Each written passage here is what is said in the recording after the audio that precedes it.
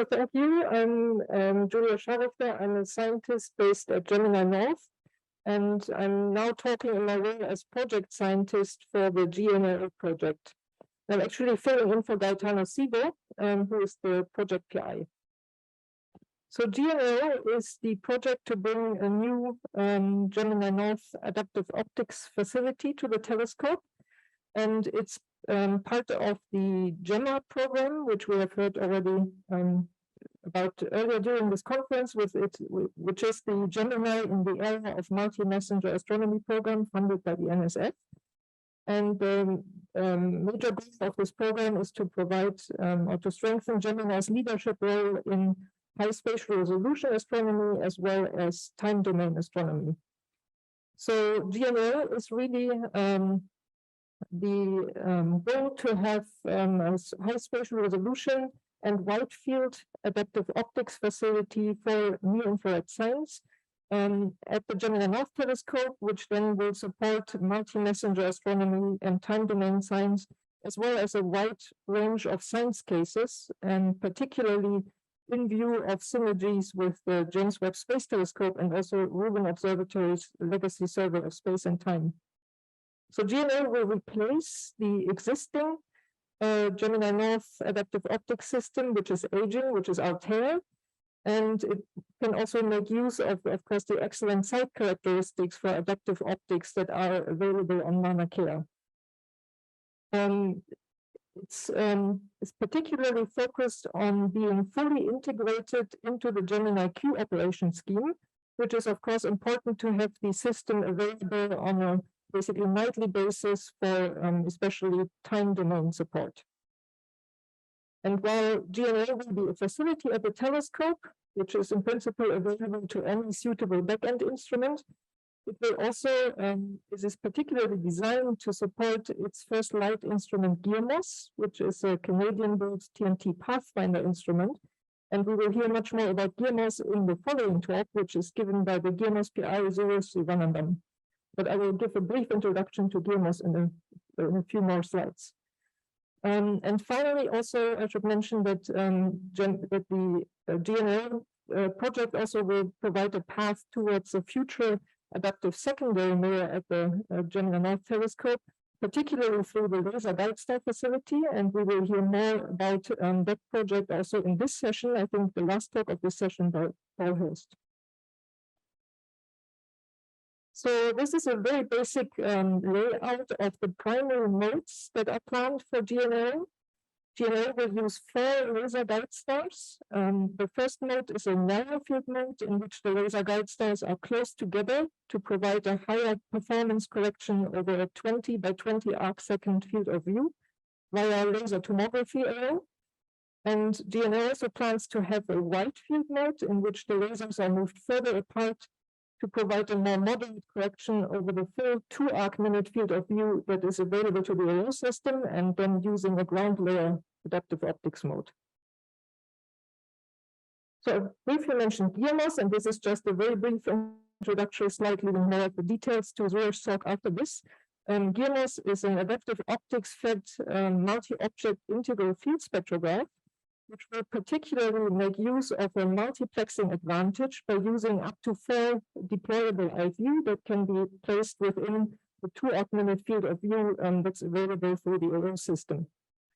And a particular feature of GEOMOS is that it will use, in addition to the array correction provided by GNL, it will use a multi-object array mode for each individual IVU to enhance the spatial resolution for each individual IVU in this 4-arm mode. And I should also mention that GEOMOS also will host a near-infrared imager, which has an 85 by 85 arc-second field of view, basically filling the square within the 2 arc-minute field of view circle that's available to the instrument. So just to briefly describe how GNL will work in conjunction with GEOMOS, how the 2 modes will be fed into the GEOMOS options. So basically the GNL wide field mode will be used specifically for the GEOMOS spectroscopic mode, where the 4 deployable IVUs are used as, well, deployable IVUs in the field. So then GMOS will, in addition, use the multi-object error correction for each IFU to enhance the compensation of the beam for each individual IFU. And also, of course, the wide field mode will also be available for the imager to obtain near-infrared images with a more moderate wide field mode correction provided by GNO. For the narrow field mode, GNO will directly feed GMOS. That's the plan, where the IFUs are basically tied together in the center of the field to form a kind of super IFU in the center. And this will directly benefit then from the laser tomography error correction over the smaller field provided by GNO. And we also think that this mode will be a primary driver also for using the imager with this higher stroke correction provided by the narrow field mode, then in a somewhat smaller field of view at the 20 by 20 arc second, but enabling, for example, interesting capabilities to follow up in the time domain science cases. So while GMOS is primarily, both in terms of imaging and spectroscopy, driving the design of GNO, I also wanted to briefly mention that GNO wavelength coverage will be between 0.03 micron to 2.5 micron. And this means that among the current instruments at the Gemini North Telescope, GMOS, the multipurpose optical instrument, would in principle also be available to be fed by GNO within the red band of the GMOS wavelength coverage. So GNO, when used together with GMOS, will cover a very wide range of science cases, which I think basically reflects the wide range of science we are seeing during this conference. So basically, they have been developed both by a science team on the GNO side, as well as by a GMOS science team. And they really cover science from solar system science, via galactic science, star formation, to extragalactic science and cosmology. And I'll just highlight a few of the science cases based on some of the key capabilities provided by the system. So one key capability is that it will be a very powerful capability for high spatial resolution follow-up of time domain events. And I'm very thankful for the very interesting talks we have seen earlier this morning, because I don't need to introduce anymore. I guess one of the science cases where we think this can be useful is to follow up kilonova, which we've heard a lot about this morning in very interesting talks, and especially also, of course, referring to this famous gravitational wave event 2017. And I'm just showing here again the follow-up from this worldwide campaign, which was obtained in part with Flamingos 2 at Gemini South under natural seeing. And the GNO mode, for example, would then enable to do such follow-up at a high spatial resolution, which may help to disentangle the transient source from the underlying galaxy light if there's a stronger contamination. And that would be very interesting also to discuss this with the experts from this morning's sessions to see where this mode could be really useful. And now going to the second key capability, which is actually that GNO operated together with GMOS will have very powerful tools for spectroscopic surveys, of course, particularly enabled through the multiplexing capabilities provided through GMOS. And we will hear more about these science cases in the next talk.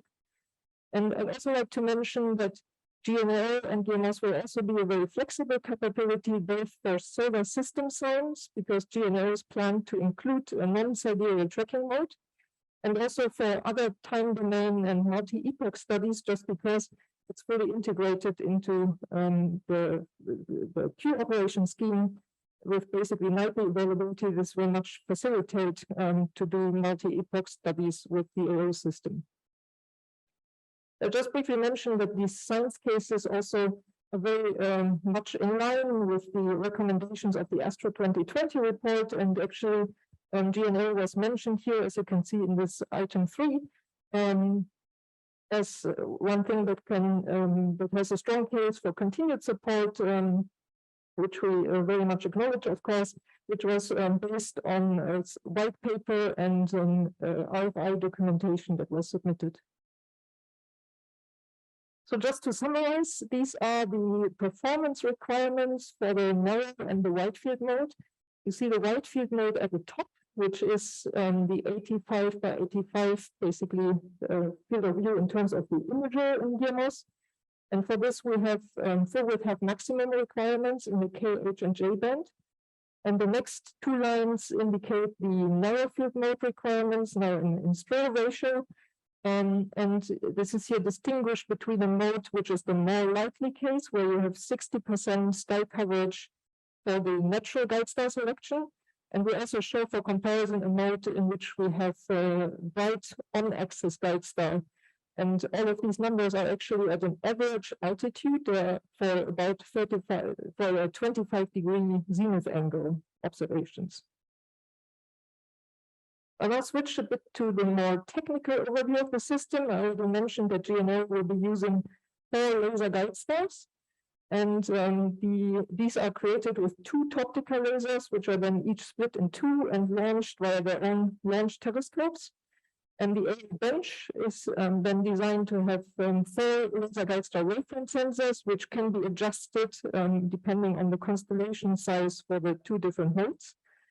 And also the A bench will include a single DM, and the driver behind this was to have as little but as effective optics as possible.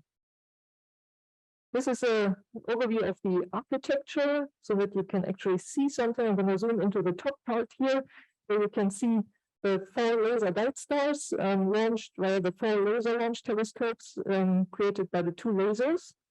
And now looking a bit more in the lower part of the diagram, you can see the RTC, which is being developed by HAA, and also the single DM, and the light path being split into the wavefront sensor path, which includes the natural guide star wavefront sensor as well as the laser guide star wavefront sensors, and of course into the science beam path, which is then providing the compensated beam into the science instrument. And this is just a model of how the laser guide star facility will look on the telescopes. You can see that the lasers are going to be site-launched, so there will be site-launched laser launch telescopes.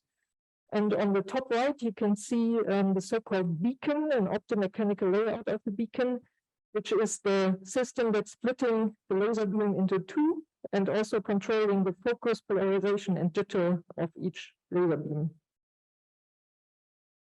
And this is just to show you that GNL is actually already happening in terms of hardware. So we have certain hardware already assembled and partly installed. These are 2 photos of the laser lab at the Hilo base facility. On the left, the blue boxes, you can see there are the laser heat exchanger. And on the right, you can see in the center, the silver box, which is the new laser on the table in the lab.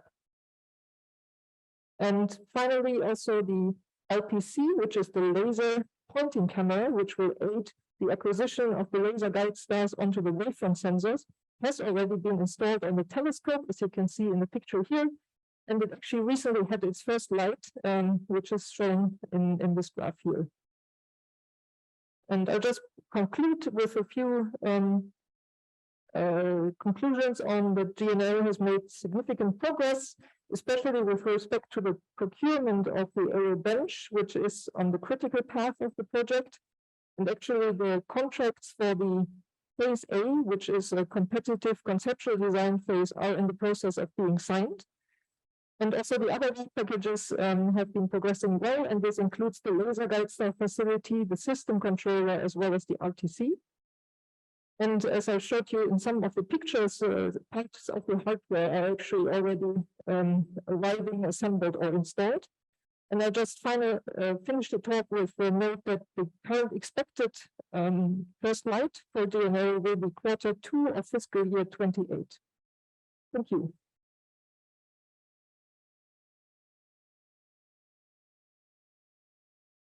Thank you.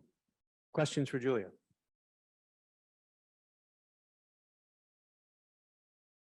Questions on Slack? Questions from me? Okay.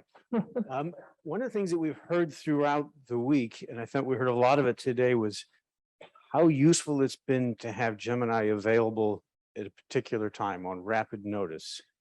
What are the limitations on adaptive optics? We know there's the laser clearinghouse, but what are you thinking in terms of being able to use this for time domain? Because Gemma, of course, is all about multi-messenger. Can you talk a bit about that?